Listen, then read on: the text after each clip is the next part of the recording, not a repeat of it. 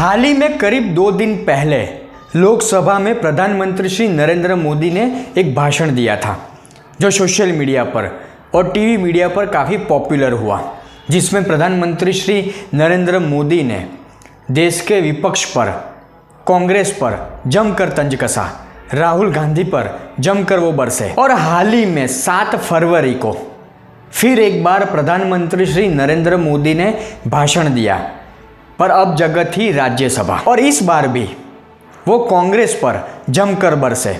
इस बार नरेंद्र मोदी के शब्द बाण से नेहरू से लेकर राहुल गांधी तक कोई नहीं बचा। पर इस वीडियो में हम नरेंद्र मोदी ने कांग्रेस के बारे में क्या कहा, नेहरू से लगाकर राहुल गांधी के बारे में क्या कहा, वो तो जानेंगे ही, पर उससे भी खास ये जानने की कोशिश करेंगे।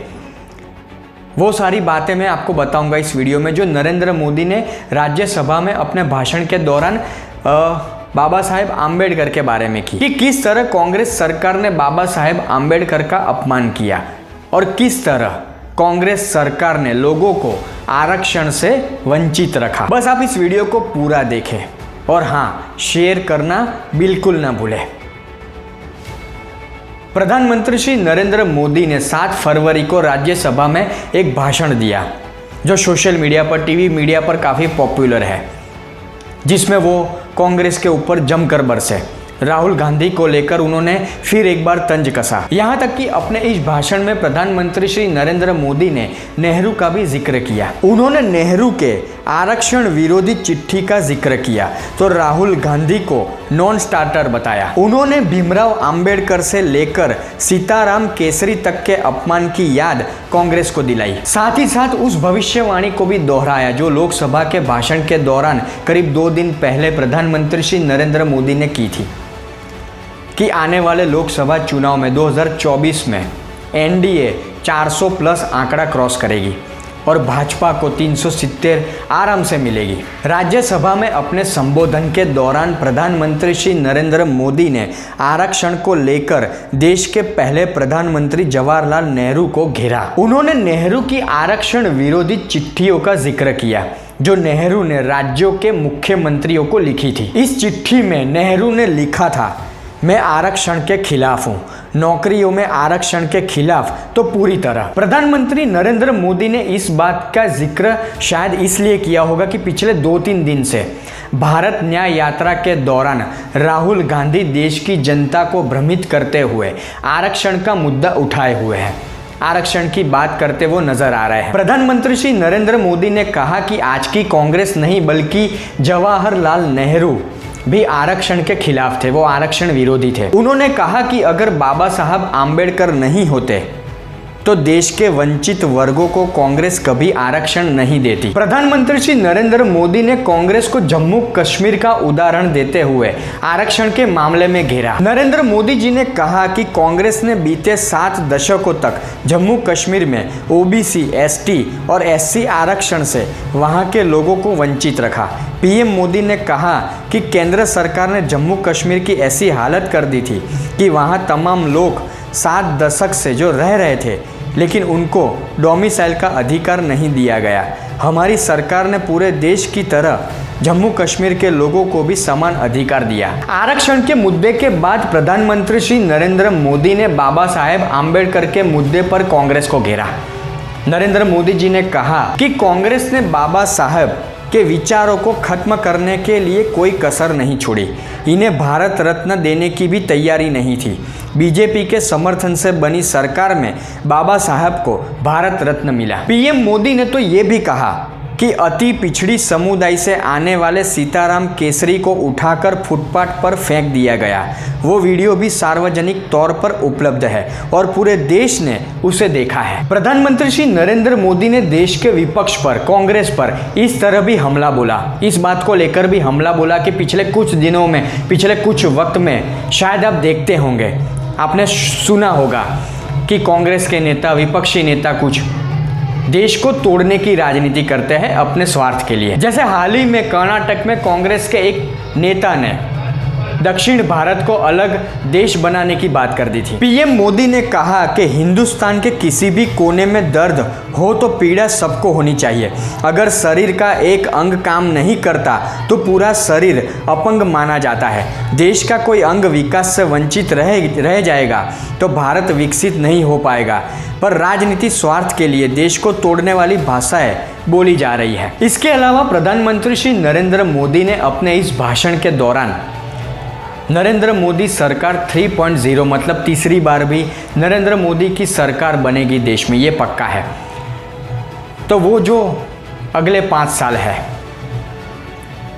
वहाँ पर नरेंद्र मोदी की सरकार देश की जनता के लिए क्या क्या सोच रही है उसके बारे में भी प्रधानमंत्री श्री नरेंद्र मोदी ने इस भाषण के दौरान बताया। जैसे कि अगले 5 सालों में डॉक्टरों की संख्या बढ़ेगी, मेडिकल कॉलेजों की संख्या बढ़ेगी, इलाज सस्ता और सुलभ होगा। अगले 5 साल में हर गरीब के घर नल से जल का कनेक्शन होगा, गरीबों को पीएम आवास दिया जाएगा, कोई वंचित नहीं रहेगा। अगले 5 साल में सोलर पावर से बिजली बिल 0 आएगा। अगर ठीक से काम करेंगे तो बिजली बनाकर लोग कमाई भी कर सकेंगे। अगले 5 साल में देश में पाइप से गैस कनेक्शन का नेटवर्क बनाने का काम किया जाएगा। फिर उन्होंने युवा स्टार्टअप यूनिकॉर्न की संख्या के बारे में बात की, टियर 2 टियर 3 शहर के बारे में बात की, रिसर्च फंडिंग जो सरकार ने जारी की है उसके ऊपर बात की, युवाओं को विदेश भेजने की जगह भारत में ही उच्च शिक्षा के स्तर को उठाया जाएगा उसके बारे में बात की। अगले 5 साल में पब्लिक ट्रांसपोर्ट पूरी तरह बदल जाएगा। देश वंदे भारत का विस्तार भी देखेगा, बुलेट ट्रेन भी देखेगा। देश हर क्षेत्र में आत्मनिर्भर होता नजर आएगा। अगले 5 साल में भारत का सेमीकंडक्टर पूरी दुनिया में होगा। पीएम मोदी ने यह भी कहा कि अपनी ऊर्जा जरूरतों के लिए भारत लाखों करोड़ों डॉलर का तेल मंगाता है, पर हम अगले 5 सालों में दूसरों पर निर्भरता कम करने की कोशिश करेंगे। इसके लिए हम ग्रीन हाइड्रोजन अभियान चलाएंगे जिससे ऊर्जा जरूरतें पूरी होगी। हम 20% इथेनॉल का इस्तेमाल करेंगे जिससे किसानों को फायदा होगा। हम एडिबल ऑयल यानी खाने के तेल मंगाते हैं उसे कम करेंगे। हम नेचुरल फार्मिंग के क्षेत्र में आगे बढ़ेंगे। पीएम मोदी ने 3.0 को लेकर तमाम योजनाएं सामने रखी। पीएम मोदी ने कहा कि एआई से लेकर डिजिटल इंडिया तेजी से आगे बढ़ेगा। भारत में तेजी से तकनीक का इस्तेमाल होगा। स्पेस के क्षेत्र में अगले 5 साल में हम नई ऊंचाइयों को छुएंगे। ग्रास रूट इकोनॉमी में तेजी से बदलाव होगा। 3 करोड़ लखपति दीदी और 10 करोड़ महिलाएं जो स्वयंसेवी समूहों से जुड़ी है वो भारत को बदल देगी। पीएम मोदी ने विकसित भारत की बात करते हुए विकसित भारत के विजन को बताते हुए कहा कि विकसित भारत हमारी कमिटमेंट है। हमारी हर सांस विकसित भारत के लिए समर्पित है। उसी विश्वास के साथ हम चल रहे हैं और चलते रहेंगे। ये समय देश के स्वर्ण काल के रूप में सदियों तक जाना जाएगा। देश तेज गति से बदल रहा है। जीवन के हर क्षेत्र में भारतीय नई ऊंचाई पर पहुंच रहे हैं। अब इस वीडियो में जितनी भी बातें मैंने आपको बताई उसमें जानने वाली और समझने वाली बात यह है कि नरेंद्र मोदी ने अपने इस भाषण के दौरान कांग्रेस के ऊपर तंज कसा, राहुल गांधी के ऊपर तंज कसा या देश के विपक्ष पर तंज कसा। उनकी जो कमियां थी, उन्होंने देश को किस तरह से नुकसान पहुंचाया, वो सारी बात प्रधानमंत्री श्री नरेंद्र मोदी ने अपने इस भाषण के दौरान की।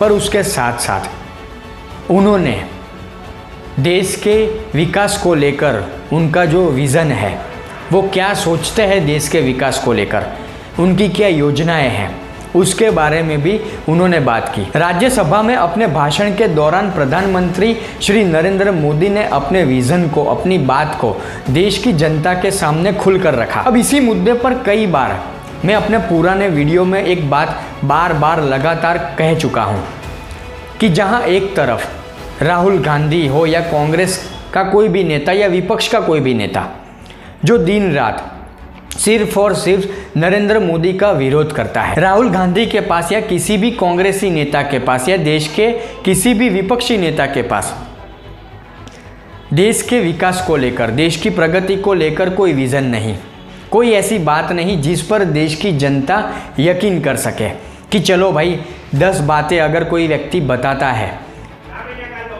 तो 7 या 8 बातें तो ऐसी होगी जिस पर अगले 5 सालों में काम होगा।